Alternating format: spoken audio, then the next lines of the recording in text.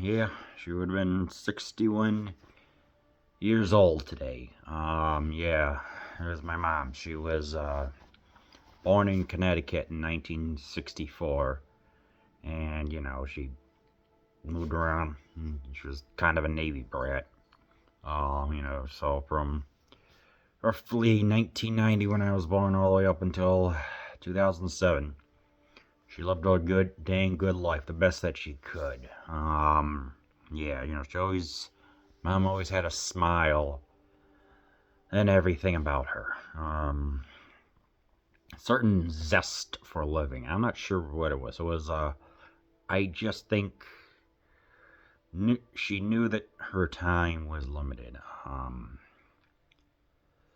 Three aneurysms underneath her brain, so she had a rather large head. Yeah, she didn't take her medicine. A cerebral hemorrhage would have happened. Those would have exploded right underneath. So I don't know exactly what she took, because I was a kid, and I would have known like the more intricacies of the pharmacy world of the medicine that she would have taken. But um, so I guess she just knew that. She raised me to always be polite and courteous, saying please, thank you, you're welcome, and everything else like that, which I think comes through evident. Hang on a second. Dang cat was getting in the Christmas tree and just I don't know. She was also in. I don't know. My thoughts are jumbled right now. It's like generally I don't get too emotional over stuff like this, but I think that when she had migraines, severe migraines, and you could have taken a lot of medicine for that, but these were pretty bad migraines. She would be out for like hours at a time in the complete dark, and I wouldn't really understand at like 15, 16 what they were. But now that I'm older, yeah, and you take some acetaminophen, and that's fine. But these must have just been extremely painful. Like put on ice packs, and probably sumatriptan meds probably would have helped her out. But I don't know, just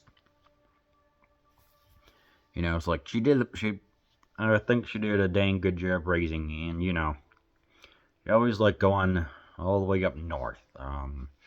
What was that? The Kearsarge cabins in the upper Michigan's upper peninsula. You're going to see her mom, my grandma, that's up there, just to escape and just get away from everything, because she also had a 9-year-old son.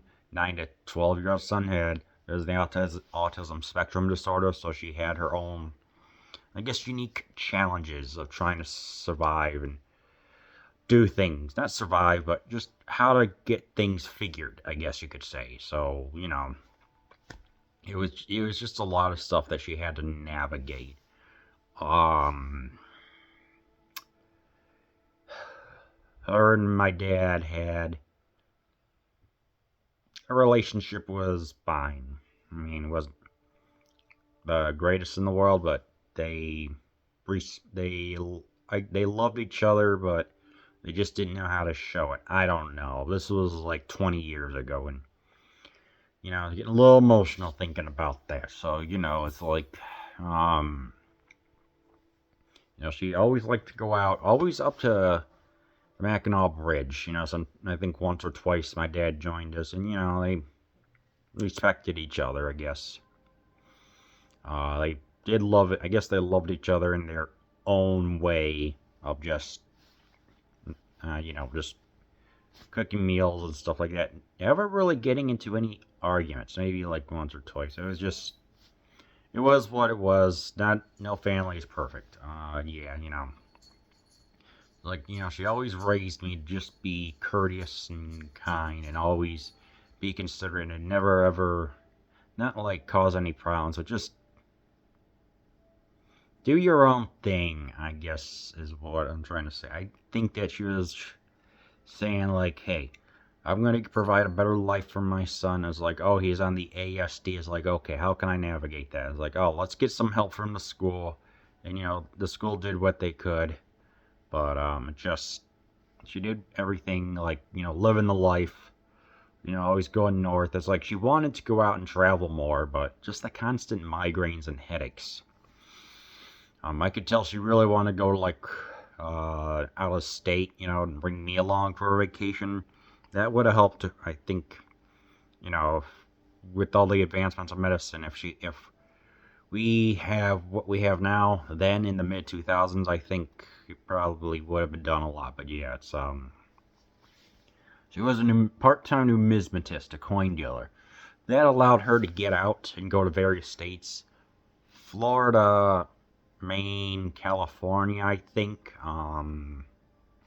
She worked with a coin dealer. A numismatist comes from the Latin word for coin, numismatistus, or something like that. I don't know. But unfortunately, like, and then, you know, when July 14th, 2007, you know, she's down in Florida, and then I'm with my dad and his brother. Receive a phone call from the friend saying, "Hey, can you put your dad on the line?" I'm like, "Okay, what's going on?" Turns out that she forgot to take her medicine one day, and unfortunately, she was cerebral hemorrhage. And during that time in the night, she only being kept alive by machines.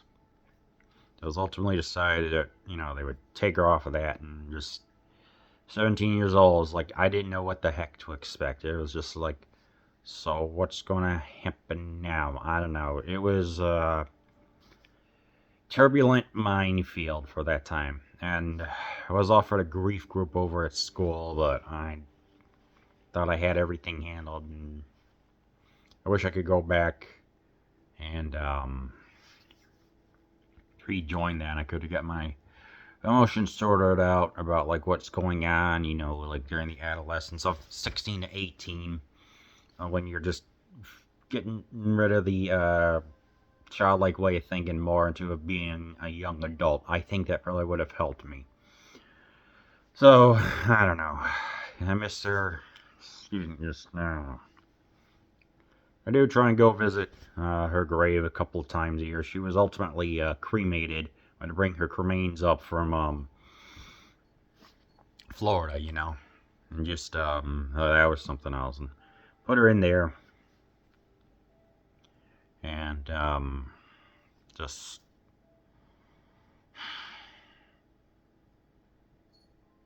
you know, and like we got a plot there. My dad also had one, so I had to handle all his paperwork in 2019. Have them interred in the vault there. I think, you know, I went and saw their grave, their vault, like 3 months ago. So 3 weeks ago, excuse me. And you know, it's good. You know, sometimes I'll have dreams of her and things like that. Just watching my cat. But yeah, I don't know. Just wish I could just talk to her one more time. Doctors thought she wouldn't have lived past 20 because of that, but ultimately she lived to be 42 years old, which is pretty dang impressive if you ask me. So I don't know. It's a little hard for me to record this, you know. I'm doing what I can. Just, just love the life the best you can. Call your parents once a week or whatever. So yeah, all right. Thanks for watching.